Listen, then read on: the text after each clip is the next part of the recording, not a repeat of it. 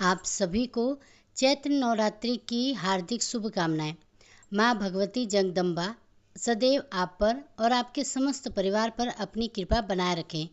चैत्र नवरात्रि का प्रारंभ हो रहा है 30 मार्च 2025 रविवार से और नवरात्रि की प्रतिपदा तिथि रविवार को है और नवरात्रि में माँ भगवती दुर्गा के 9 स्वरूपों की आराधना की जाती है। तो इस दिन माँ भगवती जगदम्बा के पहले स्वरूप माँ शैलपुत्री की पूजा की जाती है। और आज के इस वीडियो में आप सभी जानने वाले हैं कि माँ शैलपुत्री की पूजा नवरात्रि के पहले दिन किस प्रकार से करनी चाहिए। माँ शैलपुत्री का प्रिय रंग क्या है जिसे धारण करके आज हमें माँ की पूजा करनी चाहिए। माँ को कौन सा भोग अर्पित करें, किस रंग के पुष्प अर्पित करें, कौन से फल, कौन सी मिठाइयों का भोग लगाएं, आज हमें उन्हें क्या अर्पित करना है। इसके अलावा माँ का बीज मंत्र क्या है जिसका आज हमें जप्त करना है। माँ का ध्यान मंत्र क्या है, माँ शैलपुत्री का स्वरूप क्या है जिसका हमें पूजा के समय ध्यान करना है। संपूर्ण जानकारी आपको नवरात्रि के प्रथम दिवस से संबंधित शेयर करने वाली हूँ। और पहले दिन कलश की स्थापना भी की जाती है। तो कलश की स्थापना आपको किस प्रकार से करनी है, कलश स्थापना करने का शुभ मुहूर्त क्या है, मतलब नवरात्रि के पहले दिन की पूजा विधि की संपूर्ण जानकारी आपको इसी वीडियो में मिल जाएगी। और इसके अलावा भी जैसे कि नवरात्रि में हर रोज़ हम पूजा किस प्रकार से कर सकते हैं, माँ के स्वरूप का किस विधि से पूजन करें, कौन से रंग के वस्त्र करें, भोग क्या लगाएं, मतलब हर रोज़ की पूजा की विधि की वीडियो आपको एक दिन पहले ही मिल जाएगी। इसलिए मेरे चैनल से जुड़े रहिए ताकि सभी जानकारी आपको सही समय पर प्राप्त हो सके। इसके अलावा प्रतिदिन दुग्धा सप्तशती पाठ का आपको मिलेगा और हर रोज़ जो कि चैत्र मास की कथा है वो भी आप लोग सुन पा रहे होंगे। तो नवरात्रि में कलश की स्थापना से लेकर कलश विसर्जन तक संपूर्ण जानकारी आपको बिल्कुल सही समय पर प्राप्त होगी। इसके लिए आपको सिर्फ एक काम करना है, अगर आप मेरे चैनल पर नए हैं तो चैनल को सब्सक्राइब कर लेना है और बेल आइकन को प्रेस कर देना है। एक और चीज़ का ध्यान रखना है कि कई बार यूट्यूब का नोटिफिकेशन आप सभी तक नहीं पहुंचता है, तो आप लोग जब भी यूट्यूब को ऑन करें हमारे चैनल पर विजिट करके आप वीडियो को देख सकते हैं। पहले दिन की पूजा के बारे में बात करें तो लेकिन उससे पहले अगर चैत्र मास की प्रतिपदा तिथि कब प्रारंभ हो रही है ये भी आपको जानना बहुत ही ज़रूरी है। तो देखिए, इस साल चैत्र मास के शुक्ल पक्ष की प्रतिपदा तिथि जो प्रारंभ हो रही है वह 29 मार्च को शाम 4:27 से और समाप्त हो रही है अगले दिन यानी कि 30 मार्च को दोपहर के समय 12:49 पर। अब बात करें कलश की स्थापना की कि हमें कैसे करनी है। तो देखिए, इस बार कलश की स्थापना का हमें 2 मुहूर्त प्राप्त हो रहा है। पहला है 30 मार्च को सुबह 6:13 से लेकर सुबह 10:22 तक। वैसे तो प्रयास करना चाहिए कि हम सुबह जितनी जल्दी हो सके, मतलब सुबह का जो मुहूर्त हमें प्राप्त हो रहा है उसी मुहूर्त में कलश की स्थापना कर लें। अब मान लीजिए कि किसी कारणवश आप इस शुभ मुहूर्त में कलश की स्थापना नहीं कर पाते हैं तो दूसरा शुभ मुहूर्त प्राप्त होगा अभिजीत मुहूर्त का 12:01 से लेकर 12:50 तक। ये जो समय होगा दोपहर का, जिस समय में आप कलश की स्थापना कर सकते हैं। अभिजीत मुहूर्त का जो होता है वो बहुत ही शुभ माना जाता है। इस मुहूर्त में भी कलश की स्थापना की जा सकती है। और अब हम जानते हैं कि नवरात्रि के पहले दिन किस प्रकार से हमें पूजा आराधना करनी चाहिए। और पहले दिन की पूजा से पहले आपको अपने घर की साफ सफाई अच्छे से करना है। जिस स्थान पर आपको चौकी की स्थापना करनी है उस स्थान को अच्छे से साफ कर लीजिए, गंगा जल का छिड़काव कर लीजिए। फिर उस स्थान को आपको एक लकड़ी की चौकी पर बिछानी है और इसके ऊपर आपको लाल रंग का एक कपड़ा बिछाना है। और अब इसी चौकी पर माता दुर्गा की स्थापना करनी है। माँ दुर्गा का जो भी विग्रह है उसे उस चौकी पर विराजमान करके उनके दाएं तरफ कलश की स्थापना कर लीजिए और माँ के समक्ष एक शुद्ध घी का दीपक प्रज्वलित कर लीजिए। अब इसके बाद आपको गणपति की स्थापना करनी है। तो आप एक पान के पत्ते पर भगवान गणपति को बनाकर स्थापित कर सकते हैं या फिर आप चाहे तो गणपति की अगर आपके पास कोई विग्रह हो, मूर्ति हो तो आप उसकी भी स्थापना कर सकते हैं। माँ के बाईं तरफ गणपति की स्थापना करना चाहिए और दाईं तरफ आपको कलश की स्थापना करना है। अखंड दीपक अगर आप प्रज्वलित करना चाहते हैं तो शुद्ध घी का, तो वो आपको माँ के दाईं तरफ स्थापित करेंगे। अगर आप तिल के तेल का दीपक प्रज्वलित करते हैं, अखंड दीपक अगर तिल का तेल प्रज्वलित कर रहे हैं तो माँ के बाईं तरफ स्थापित करें। इस बात का आपको विशेष ध्यान देना है। और सबसे पहले भगवान का आवाहन करके उनकी पूजा कर लीजिएगा।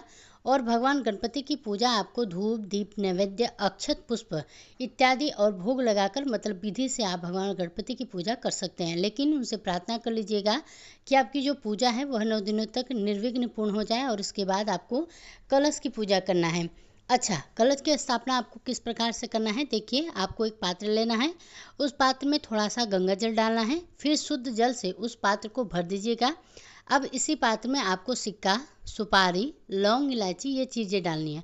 और फिर इसके बाद ऊपर पंच पल्लव रखकर पूर्ण पात्र रख दीजिएगा और इसी के ऊपर नारियल की स्थापना भी कर दीजिएगा। कलश की स्थापना करने से पहले कलश के नीचे आपको थोड़ा सा चावल जरूर रखना है। और हाँ, उसी चावल से आप चाहे तो कमल भी बना सकते हैं।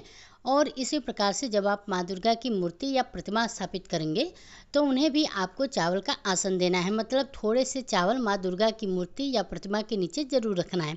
अब कलश की पूजा के विधि के बारे में बात करते हैं। जैसे कि अक्षत, पुष्टि इत्यादि कलश पर अर्पित करने के बाद आपको मन में ध्यान करना है कि सभी देवी देवता इस कलश में विराजमान हो जाएं।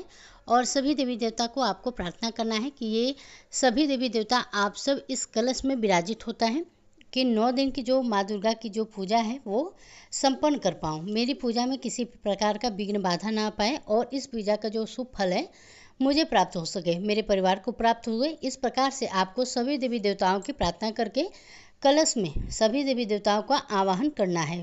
बाद में आपको 9 ग्रहों का ध्यान करना है। आप चाहे तो 9 ग्रह की मूर्ति अगर आपके पास है तो जैसा कि छोटा सा यंत्र मिल जाता है 9 ग्रहों का, अगर आपके पास हो तो वहीं चौकी पर रखकर उसकी पूजा कर सकते हैं।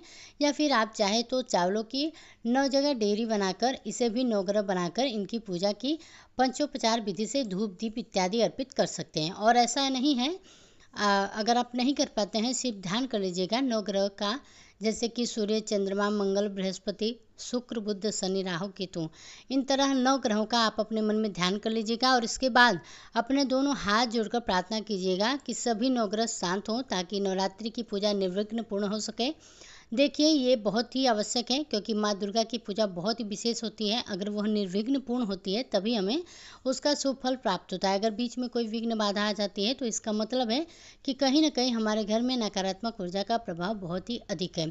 इसलिए माँ से प्रार्थना की जाती है, सभी देवी देवताओं से प्रार्थना की जाती है 9 दिनों की जो भी पूजा है पूरी तरह से निर्विघ्न रूप से हम पूर्ण कर पाएँ।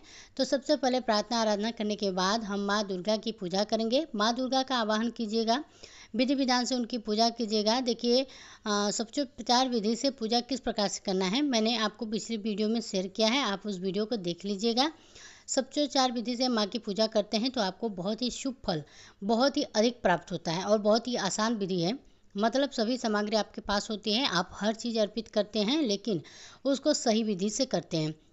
अगर हम अर्पित करते हैं तो उन्हीं सभी सामग्रियों को आप अच्छे से विधि पूर्वक आपको माता के सामने अर्पित करने होते हैं। अच्छा, अब जैसे कि आप माँ दुर्गा की पूजा कर लेते हैं और माँ शैलपुत्री का आप अपने मन में ध्यान कीजिएगा।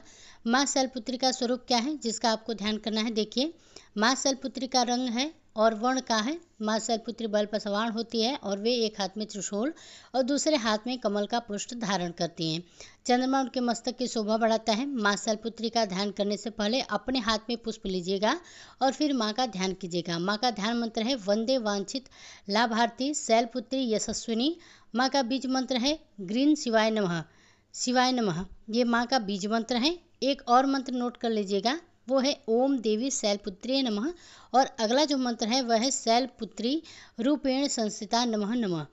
तो इनमें से किसी भी मंत्र के द्वारा आप शैलपुत्री का ध्यान कर सकते हैं, उच्चारण कर सकते हैं। और आप चाहे तो पूजा करते समय 108 बार परमा शैलपुत्री के किसी भी मंत्र का जप कर सकते हैं। विशेष रूप से माँ शैलपुत्री का जो बीज मंत्र होता है इस मंत्र का यथासंभव जप करना चाहिए। मतलब 11 बार 21 बार आप इस मंत्र को जप कीजिएगा। फिर इसके बाद से आप जो भी पढ़ना चाहते हैं, चाहे वो फिर मंत्र जप करना चाहते हैं, कोई भी पाठ करना चाहते हैं, कोई मंत्र करना चाहते हैं, माँ शैलपुत्री का आवाहन करके आपको विधि विधान से उनकी पूजा करना है। अक्षत, पुष्प इत्यादि सभी चीज़ें माँ को अर्पित कीजिएगा। माँ शैलपुत्री को कनेर का पुष्प बहुत ही प्रिय है। आप चाहे तो सफ़ेद रंग के पुष्प भी माँ को अर्पित कर सकते हैं या फिर लाल और पीले पुष्प माँ को बहुत ही प्रिय हैं। और माँ शैलपुत्री का प्रिय भोग है गाय का घी। तो पहले दिन शैलपुत्री को गाय के घी से आप अभिषेक कर सकते हैं। मतलब आप जब माँ दुर्गा का अभिषेक करते हैं तो विशेष रूप से गाय का घी अवश्य अर्पित करें। पहले दिन माँ दुर्गा के प्रथम स्वरूप माँ शैलपुत्री को दूध या फिर दूध से बनी हुई मिठाइयों का भोग अवश्य अर्पित कीजिएगा। इसके अलावा माँ को फलों का जो भोग है अर्पित करने का, माँ शैलपुत्री के प्रिय रंग है लाल, सफ़ेद और पीले। तो इनमें से किसी भी रंग के वस्त्र धारण करके आप पूजा कर सकते हैं। वैसे नवरात्रि के प्रथम दिवस पर लाल रंग के वस्त्र धारण करके माँ दुर्गा की पूजा सुहागिन महिलाओं को जरूर करनी चाहिए। और हाँ, कुंवारी कन्याएं अगर मनचाहा जीवन साथी चाहती हैं या फिर योग्य जीवन साथी चाहती हो तो सफ़ेद रंग के वस्त्र धारण करके माँ शैलपुत्री की आराधना करें। इससे मन चाहे जीवन साथी की कामना पूर्ण हो जाती है। तो विधि विधान से माँ दुर्गा के प्रथम स्वरूप माँ शैलपुत्री की पूजा करके कपूर से उनकी आरती उतारनी चाहिए। और जिस प्रकार से आप सुबह माँ शैलपुत्री की पूजा करते हैं, ठीक उसी प्रकार से शाम के समय भी माँ शैलपुत्री की विधि विधान से पूजा कर सकते हैं या फिर मंत्रों का जप कर सकते हैं। तो दोस्तों, ये थी आज की वीडियो। उम्मीद करती हूँ आपको पसंद आई होगी। पसंद आई हो तो वीडियो को लाइक कीजिएगा। माता शैलपुत्री की कथा सुनने के लिए सुबह आने वाली वीडियो को हमारे जरूर देखिएगा।